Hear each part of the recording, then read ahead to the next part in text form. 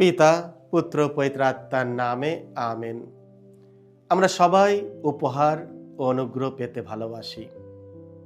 ঈশ্বরের কাছ থেকে উপহার গ্রহণের ক্ষেত্রে আমাদের বলা হয়েছে, চাও, খোঁজো এবং দরজায় ঘা দাও, যা ঈশ্বরের সঙ্গে একটি সক্রিয় ও প্রাণবস্তুর সম্পর্কে নির্দেশ করে। যে ঈশ্বরের কাছে করুণা চায়, তাকে করুণা দেখাতে হবে। যে ঈশ্বরের ভালোবাসা খোঁজে, তাকে সেই ভালোবাসা অন্যদের সঙ্গে ভাগ করে নিতে হবে। যে ঈশ্বরের দরজায় ঘা দেয়, তাকে নিজের হৃদয়ের দরজাও অন্যদের জন্য খুলতে প্রস্তুত থাকতে হবে।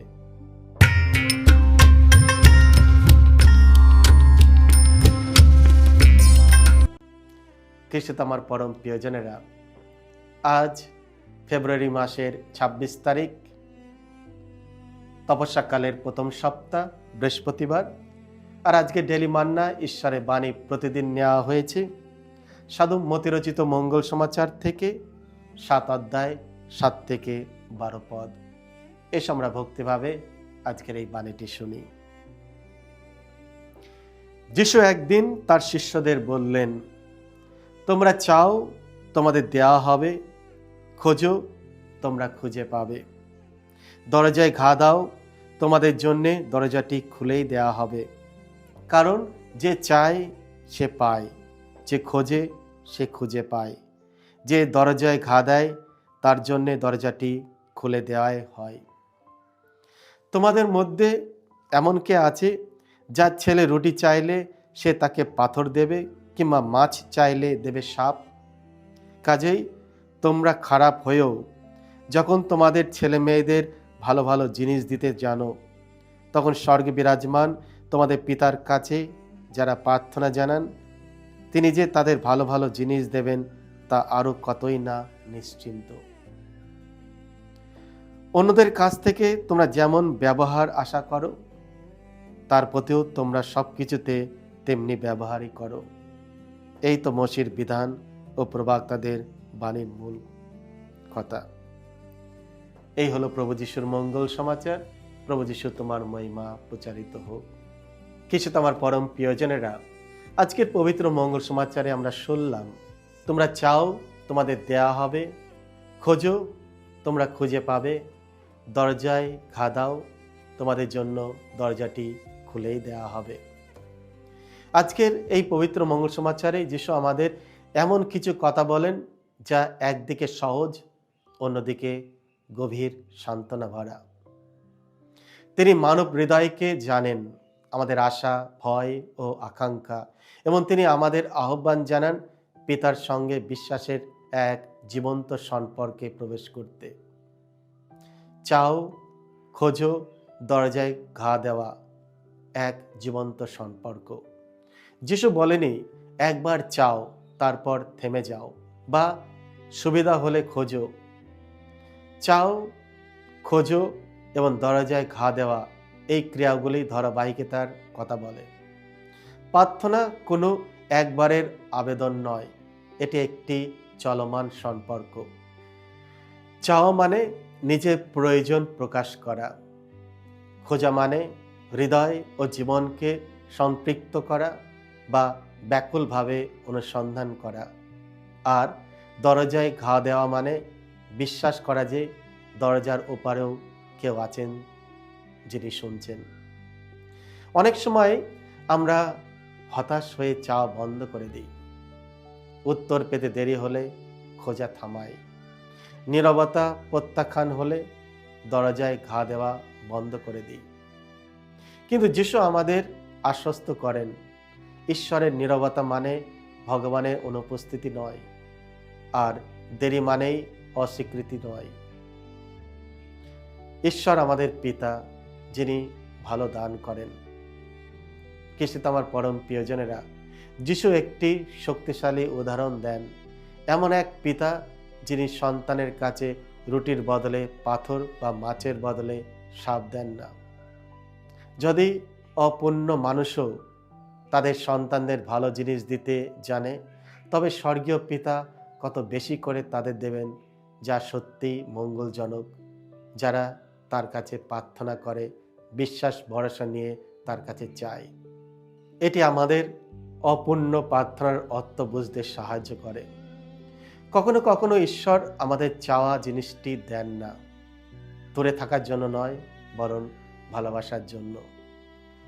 তিনি অন্তর্যামীন, আমাদের সব কিছু তিনি জানেন এবং সব কিছু তিনি লক্ষ্য করেন। আমাদের কোনটা ভালো কোনটা মন্দ তিনি সব কিছু নজর রাখেন। আমরা যা চাই তা সবসময় আমাদের প্রকৃত প্রয়োজন নাও হতে পারে। ঈশ্বর সবসময় দেন, কিন্তু দেন তার জ্ঞান অনুযায়ী, আমাদের সত্যিই প্রয়োজন দেখে। আমাদের সীমিত দৃষ্টিভঙ্গি অনুযায়ী তিনি দেন না। ঈশ্বর তিনি করুণাময়, তিনি উদারভাবে আমাদের চিন্তা করেন। আজকের মঙ্গল সমাজের কেন্দ্রে রয়েছে বিশ্বাস। আমরা কি সত্যিই বিশ্বাস করি যে ঈশ্বর মঙ্গলময়? শুধু তখনই নয় যখন জীবন সহজ, বরং তখনও যখন জীবন কষ্টকর ও বিভ্রান্তিকর। বিশ্বাস মানে দরজা আমাদের প্রত্যাশা মতো না খুললেও ঈশ্বর যে আমাদের মঙ্গলের জন্যই কাজ করেছেন তা বিশ্বাস করা। যিশু আমাদের সাহসের সঙ্গে, আস্থার সঙ্গে এবং ধৈর্যের সঙ্গে প্রার্থনা করতে ডাকেন, কারণ প্রার্থনা ঈশ্বরকে বদলায় না, প্রার্থনা আমাদের বদলায়। এটি আমাদের হৃদয়কে তার ইচ্ছার সঙ্গে মিলিত করে। গোল্ডেন রুল, স্বর্ণনীতি। কিছু তো আমার পরম প্রিয়জনেরা, আজকে পবিত্র মঙ্গল সমাচারের শেষে আমরা একটা সুন্দর বাক্য ঈশ্বরের মুখ থেকে শুনতে পেলাম। গোল্ডেন রুল, স্বর্ণ নীতি। অন্যের কাছ থেকে তোমরা যেমন ব্যবহার আশা করো, তার প্রতিও তোমরা সব কিছুতে তেমনি ব্যবহার করো। এই তো মসির বিধান ও প্রবক্তাদের বাণীর মূল কথা। আজকে আমরা একটু নিজেদের দিকে তাকাই। আমরা সবাই মানুষের কাছ থেকে ভালো ব্যবহারই প্রত্যাশা করি। শ্রদ্ধা, ভক্তি, একটু অ্যাপ্রিসিয়েশন, না, মানুষ যেন আমাদের একটু সুনাম করেন, ভালো কথা বলেন, না, এইসব জিনিসগুলি শুনতে আমরা খুবই পছন্দ করি। যদি আমরা এইসব জিনিস মানুষের কাছ থেকে প্রত্যাশা করি, তবে প্রভু যীশু আমাদের শিখিয়ে দিচ্ছেন যে আমরাও যেন ঠিক তেমনি অন্যজনের প্রতি সেইভাবে ব্যবহার করি, কারণ তারাও আমাদের মুখ থেকে শুনতে চায় ভালো কিছু কথা। আমরা যদি সত্যি ঈশ্বরকে আমাদের পিতা বলে বিশ্বাস করি, তবে সেই বিশ্বাস আমাদের আচরণ প্রকাশ পাবে দয়া, ধৈর্য, করুণা ও সম্মানের মাধ্যমে। যে ঈশ্বরের কাছে করুণা চায় তাকে করুণা দেখাতে হবে। যে ঈশ্বরের ভালোবাসা খোঁজে তাকে সেই ভালোবাসা অন্যদের সঙ্গে ভাগ করে নিতে হবে। যে ঈশ্বরের দরজায় কড়া নাড়ে তাকে নিজের হৃদয়ের দরজাও অন্যদের জন্য খুলতে প্রস্তুত থাকতে হবে। কিছু তো আমার পরম প্রিয়জনেরা, আজ যিশু আমাদের আহ্বান জানান আত্মবিশ্বাসের সঙ্গে বাঁচতে। ভয় ছাড়া চাওয়া আত্মবিশ্বাস, হাল না ছেড়ে খোঁজার সাহস, আশা না হারিয়ে দরজায় ঘা দেওয়া বিশ্বাস। ঈশ্বর কোনো দূরবর্তী বিচারক নন, তিনি এক প্রেমময় পিতা। আসুন আমরা আস্থার সঙ্গে তার কাছে যাই, প্রার্থনায় অবিচলিত থাকি এবং দৈনন্দিন জীবনে তার করুণা ও উদারতা প্রতিফলিত করি। ঈশ্বরের কাছে চাইবার মাধ্যমে আমরা তার ওপর আমাদের নির্ভরতা প্রকাশ করি এবং স্বীকার করি যে তিনি সব ভালো কিছুর উৎস। ঈশ্বরকে খোঁজা মানে আমাদের জীবনের তার উপস্থিতি ও ইচ্ছাকে সক্রিয়ভাবে অনুসন্ধান করা। দরজায় ঘা দেওয়া আমাদের ঈশ্বরের সঙ্গে সম্পর্কের মধ্যে বিশ্বাস ও ভরসা প্রকাশ করে, বিশেষ করে যখন উত্তরগুলো সঙ্গে সঙ্গে স্পষ্ট হয় না। আজ প্রথম পাঠে রানী এস্তারের কাহিনী তুলে ধরা হয়েছে, যিনি মৃত্যুর হুমকি মুখে দাঁড়িয়ে গভীর বিশ্বাস ও আস্থার সঙ্গে ঈশ্বরের কাছে ফিরে যান এবং সম্পূর্ণভাবে তার ওপর নির্ভর করেন, প্রার্থনা করেন। রানী এস্তারের প্রার্থনা আমাদের শেখায় যে সংকটের মুহূর্তে ঈশ্বরই আমাদের একমাত্র আশ্রয়।